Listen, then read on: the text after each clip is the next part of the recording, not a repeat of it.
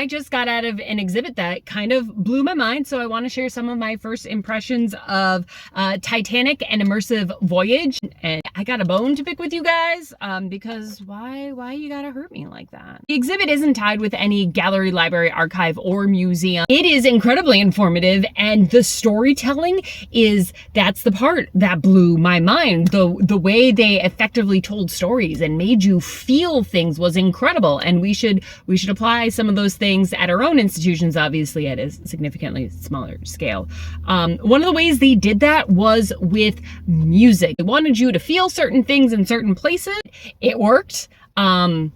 And there was one point where they were like subconsciously trying to prepare you to like transition into something completely different. And me, I'm just like, hey, this is a weird music choice. Why are we doing this? And I was so focused on that when I transitioned to the place the music was meant to prepare me for, I was not prepared. One of the other really effective things was this was an immersive experience, and it really showed me immersive doesn't have to mean expensive. Immersive can just mean a gigantic image, a little like three-dimensional thing.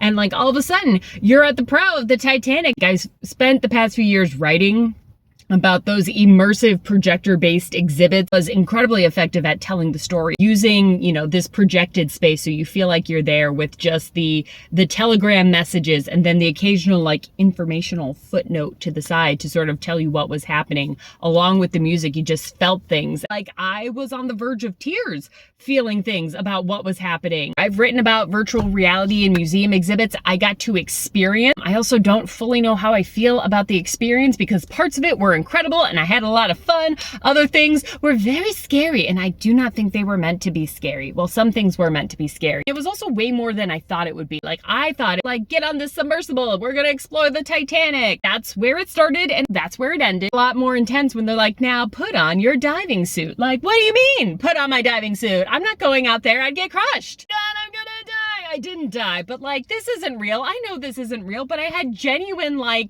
fear. You're aboard the ship while it was sailing, and then you shrunk. Why were we shrinking? That was very confusing. Why were we tiny? The plates are falling down because the ship is sinking, and I did not like that. I also did get some dizziness and some motion, gotta make sure I don't fall over. And towards the end, this is the bit where I've got an issue. How dare you? How dare you? You make me feel things, you monsters. I was not emotionally prepared for that. Long story short, check it out. The VIP experience was totally worth it because that included the virtual reality. I'm going to talk a lot more about this later, but yeah, it was great. Check it out. Okay, bye.